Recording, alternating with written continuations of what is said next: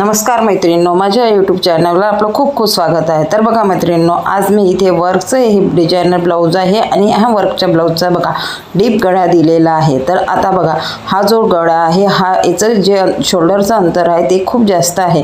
तर आपल्याला बघा आपण जर एवढे शोल्डरचं अंतर घेऊ तर आपला जो गळा आहे हा ब्लाऊजचा गळा आहे तो उतरण्याचे चान्सेस असते। म्हणजे बघा इथे हे जे शोल्डर आहे ते 7 इंच आहे, पण आपल्याला हा डीप गळा असल्यामुळे शोल्डर आपल्याला 5 इंचच घ्यायचं आहे, म्हणजे 2 इंच मायनस करायचं आहे। तर मी इथे काय करणार आहे तर बघा इथे मी एक ट्रिक्स वापरणार आहे। तर ती कोणती आहे तर बघा, तर मी इथे बघा हा जो मी गळा आहे तो डिझायनर गळा आहे तो मी इथे बघा डबल भागामध्ये फोल्ड करून घेतलेला आहे। त्यानंतर इथे बघा आता काय करायचं आहे ते आपल्याला 1.5 इंच अंतर घ्यायचं आहे आणि 1.5 इंच अंतरवर एक आतमधून शिलाई करून घ्यायची आहे आणि जी शिलाई आहे ती पूर्ण अखंड आपल्याला जोपर्यंत आपला डीप गळा आहे तोपर्यंत करून घ्यायची आहे।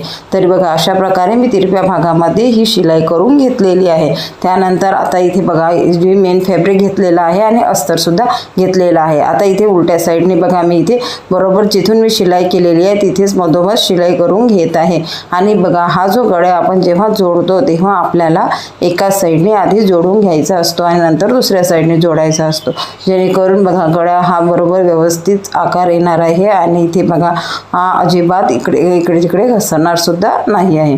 तर इथे बघा जर बघा आता हे जे वर्कचं ब्लाऊज आहे तर हे इथे बघा हा जो गळा आहे तो 11 इंच गळा आहे आणि बघा 11 इंचचा गळा आपण जर घेऊ अंतर लांबीला तर इथे आपल्याला शोल्डर हे बघा इथे जे 7 इंच 14 इंच जर शोल्डर असेल तर त्याच्या अर्ध 7 इंच आणि त्यामध्ये आपल्याला 2 इंच मायनस करून 5 इंच घ्यायचं असतं। जर तशा प्रकारे शोल्डर घेतलं तर शोल्डर कधीच उतरणार नाही। तर इथे बघा मैत्रिणींनो, मी दोन्ही साईडने अशा प्रकारे बघा वर्कच्या थोड्या 1/2 इंच साईडने बघा इथे शिलाई करून घेतलेली आहे। बघा गोल असा आकार आलेला आहे। त्यानंतर जो एक्स्ट्रा जो अस्तरचा कापड आहे तो मी इथे कट करून घेणार आहे। तर बघा मैत्रिणी, मी इथे काय केलेलं आहे, जो अस्तर आहे तो मी इथे अखंड चौकोनी घेतलेला होता, कारण की बघा नंतर मग जर जे मोंढा आहे तो नंतर सुद्धा कट करता येतो। तर इथे बघा मी इथे मेन फॅब्रिकचा मोंढा कट करून घेतलेलाच होता, त्यानुसार मी अस्तरचा सुद्धा मोंढा कट करून घेत आहे। आता अशा प्रकारे बघा मोंढा पण कट झालेला आहे आणि जो एक्स्ट्रा कापड आहे तो पण कट करून झालेला आहे।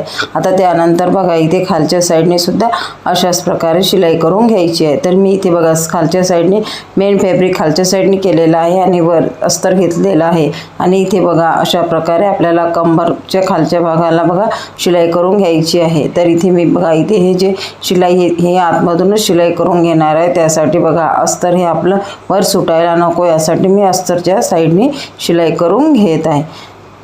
तर बघा हे जे ब्लाऊज आहे तर हे वर्कचं ब्लाऊज आहे आणि डीप गळ्याचं आहे आणि बघा डीप गळा असल्यामुळे शोल्डर उतरायला नको आणि इथे बघा याची जी वर्क आहे वरची जी डिझाईन आहे ती पण बिघडायला नको यासाठी बघा अशा प्रकारे ह्या जी ट्रिक्स मी वापरत आहे। आणि इथे बघा आता हा जो गळा आहे तो मी इथे कट करून घेणार आहे। आता हा जो गळा आहे तो मी इथे बघा अशा प्रकारे 1/2 इंच अंतर सोडून कट करून घेत आहे। तर बघा मैत्रिणींनो, जे आपण बघा इथे छोटे छोटे आपल्याला कट्स द्यायचे आहे, तर इथे मी छोटे कैचीने छोटे छोटे असे कट्स देत आहे, कारण की बघा हे जे कट्स दिल्यानंतर गळा हा वरून फिनिशिंगला छान दिसतो आणि अजिबात गळ्याचं जे आपण जी फ्रेश शिलाई वरून करतो ते अजिबात गोळा होत नाही, जर व्यवस्थित अशी शिलाई इथे येते। तर इथे बघा आता अशा प्रकारे मी इथे कट करून घेतलेले आहे। आता इथे आपल्याला सरळ करून घ्यायचं आहे। तर बघा हा सरळ भाग मी इथे करून घेत आहे। तर बघा आपल्याला आपण कंबरच्या साईडने पण शिलाई करून घेतलेली होती म्हणून आणि बघा गळ्याला पण शिलाई करून घेतलेली आहे। तर त्यानुसार बघा इथे अशा प्रकारे हा गळा इथे तयार झालेला आहे। तर बघा कुठल्याच प्रकारचं अस्तर आपलं बाहेर दिसत नाही आहे आणि इथे बघा हा जो वर्क आहे ते वर्क पण छान आलेलं आहे आणि बरोबर मधोमध असा हा गोल गळा आलेला आहे आणि जी खालची डिझाईन्स आहे ती पण मधोमध आलेली आहे। तर आपल्याला आता इथे प्रेस शिलाई करून घ्यायची आहे।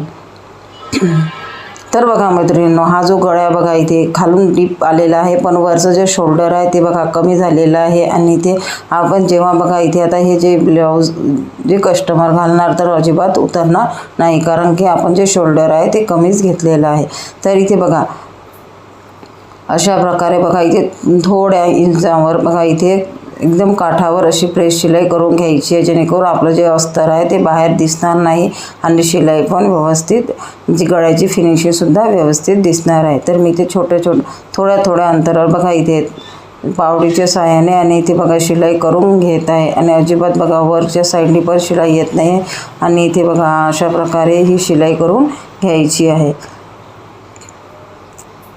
तर बघा आता बघा कोणत्या ब्लाऊजचा वर्कचा कमी पण गळा येतो आणि मग आपल्याला इथे शोल्डर थोडं मोठं घ्यायचं असते. पण हा जो वर्क आहे तर बघा हे वर्कचं ब्लाऊज आहे. तर ह्या वर्कच्या ब्लाऊजचा जो मागचा भाग आहे गळ्याचा तो इथे बघा डीप दिलेला असल्यामुळे मी इथे डीप गळा ते शिवत आहे. आणि इथे बघा आता वरच्या साईडने मी इथे बघा 1 इंच अंतर सोडलेलंच आहे. वर्क जी आपण शिलाई जे शोल्डर जोडतो त्यासाठी 1 इंच अंतर वर्क सोडलेलं आहे. त्यानंतर इथे खालच्या साईडने पण आपल्याला इथे बघा शिलाई करून घ्यायची आहे आणि इथे बघा इथे पण एकदम बारीक अशी इथे काठावर शिलाई करून घ्यायची आहे. तर हे बघा हे जे बघा आता इथे हे जी शिलाई झाल्यानंतर आपल्याला इथे मागच्या साईडने 2 इथे टक्स द्यायचे आहे, जेणेकरून आपला जो मागचा भाग आहे मागच्या भागाने ब्लाऊज हे वर जायला नको आणि कमरेच्या भागामध्ये बघा फिटिंगसुद्धा छान बसायला हवी, यासाठी मी इथे 2 टक्स देणार आहे. आता इथे बघा आता हे शोल्डर आणि मी इथे बघा 1 इंच शोल्डरसाठी अंतर सोडलेलंच आहे आणि नंतर इथे बघा अशा प्रकारे आपल्याला पूर्ण अस्तर आणि मेन फॅब्रिकची शिलाई करून घ्यायची आहे, म्हणजे जेणेकरून आपण बघा जेव्हा टक्स देणार तेव्हा कापड इथे मागे पुढे अजिबात होणार नाही. तर अशा प्रकारे बघा एकदम सोप्या पद्धतीने बघा हे जो मागचा भाग आहे मी शिवत आहे आणि इथे बघा अशा प्रकारे जर ब्लाऊजची फिनिशिंग केली तर फिनिशिंग ब्लाऊजची छान दिसतं आणि ब्लाऊज पण फिटिंगला छान बसतं. आणि हे जे ब्लाऊज आहे तर बघा हे जे ब्लाऊज आहे तर मी इथे हे आधी शिवलेलं आहे आणि इथे बघा याची फिनिशिंगसुद्धा मी केलेली आहे आणि हे जे ब्लाऊज आहे ते कस्टमरने नेलंसुद्धा आहे आणि जेव्हा कस्टमर आलं तेव्हा त्यांनी फिटिंगसुद्धा बघितली आहे, तर फिटिंग एकदम परफेक्ट आलेली आहे. तर म्हणून मला असं वाटलं की तुमच्यासोबत हा व्हिडिओ नक्की शेअर करावा, म्हणून मी इथे बघा ही जी कोणती ट्रिक्स वापरलेली आहे, जो आपल्याला डीप गळा जर शिवायचा असेल तर कोणती ट्रिक्स वापरायची हे या व्हिडिओमध्ये मी तुमच्यासोबत शेअर केलेलं आहे, तुम्हाला सांगितलेलं आहे. तर बघा मैत्रिणींनो अशा प्रकारे जर आपण काही ट्रिक्स आणि टिप्स वापरल्या आणि ब्लाऊज शिवलं तर ब्लाऊजची फिनिशिंगसुद्धा छान येतं आणि ब्लाऊज फिटिंगलासुद्धा छान बसतं. तर हे जे ब्लाऊज आहे तर ते मी इथे कस्टमरचं ऑलरेडी दिलेलं आहे. तर इथे बघा एकदम फिटिंग मस्त बसलेली आहे. तर मला असं वाटलं की तुमच्यासोबत हा व्हिडिओ शेअर करावा, तर मी इथं हा व्हिडिओ तुमच्यासोबत शेअर करत आहे. तर हा व्हिडिओ तुम्हाला कसा वाटला कॉमेंट करून मला नक्की सांगाल. माझ्या या व्हिडिओला लाईक करा, शेअर करा आणि माझं हे चॅनल सबस्क्राईब केलं असेल तर सबस्क्राईब नक्की करा, जेणेकरून असेच नवनवीन छान व्हिडिओ मी तुमच्यासोबत शेअर करत राहील. भेटूया नेक्स्ट व्हिडिओमध्ये. धन्यवाद.